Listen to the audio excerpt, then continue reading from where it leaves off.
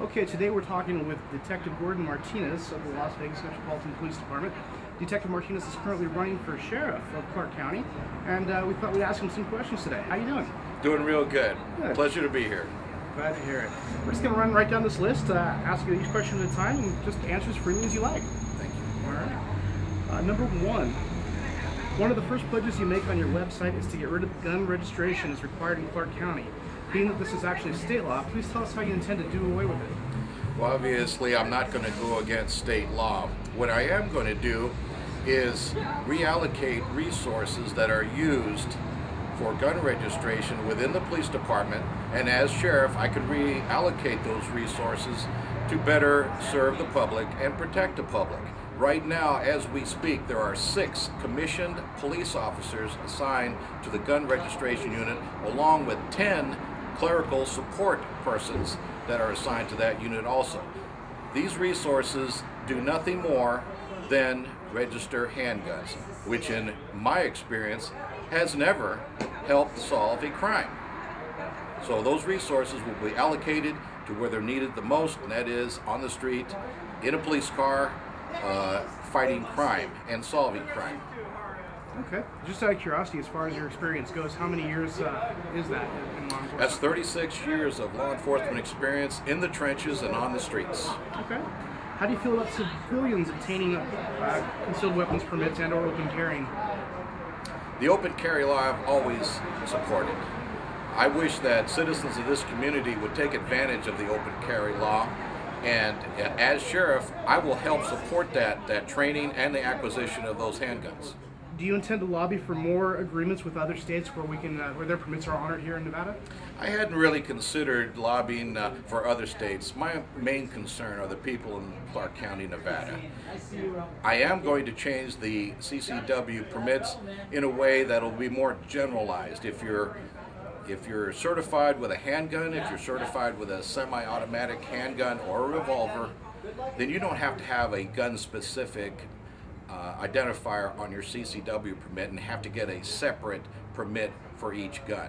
I think it's more like a driver's license. If you're certified to drive a car, you're certified to drive all cars of a certain weight category. Okay.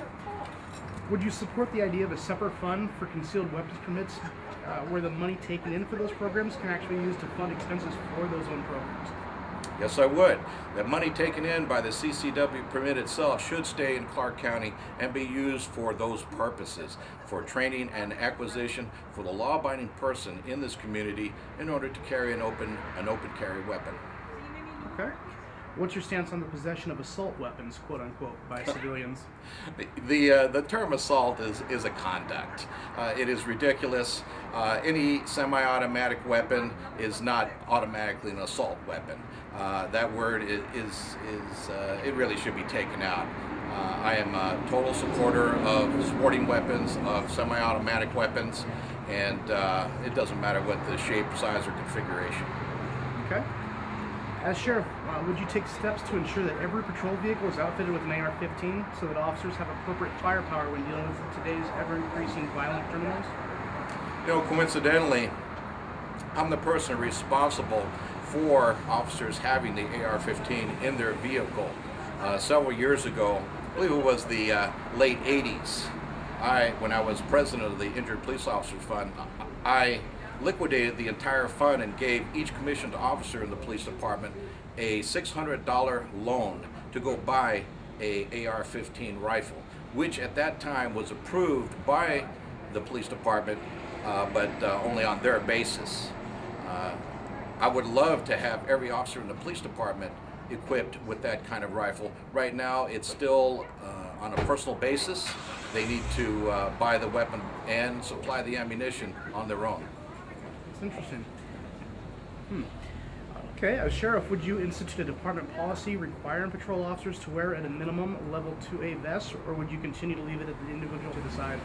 I would leave it at the individual officer's discretion whether he wishes to wear a vest or not. I personally have not worn a vest. Only when at special times when I was on the SWAT team did I ever wear a bullet-resistant vest.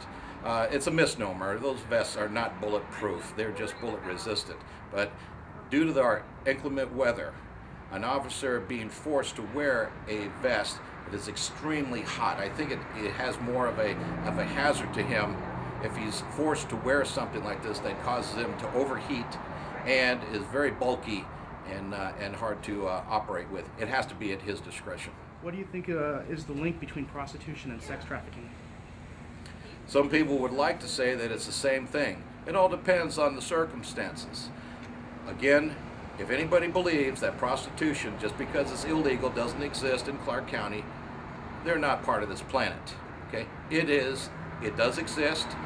I do not propose that sex trafficking is related to it.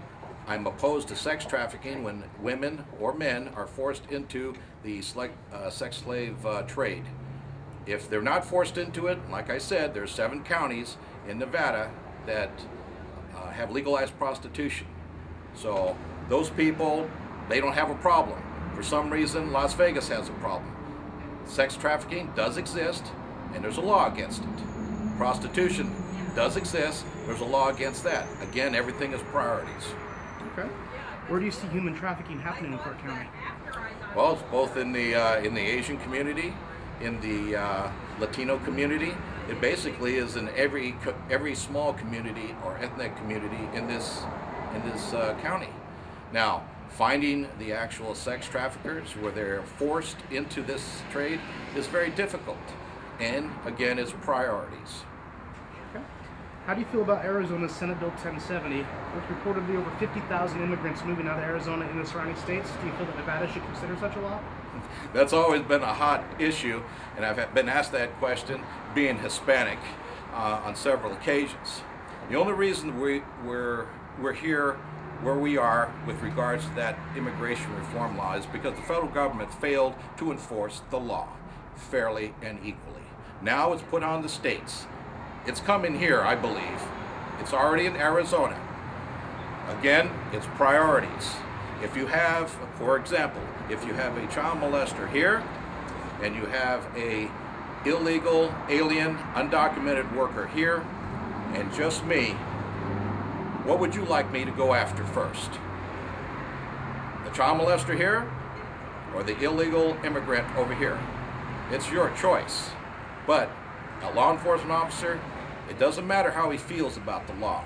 The law has to be enforced equally and fairly. It's just like a soldier in war. He can't decide who or not to shoot. You can't put that on a law enforcement officer. It is a 100% non-issue. If the law is there, it will be enforced legally, fairly, equally, and at the discretion of the law enforcement officer. Thank you very much for your time today, Detective Martinez. Is there anything else you'd like to add for our viewers? The voting is coming up. June the 8th is the primary. Now is the time to vote for Gordon Martinez for sheriff. You must have a real cop at the top. Thank you.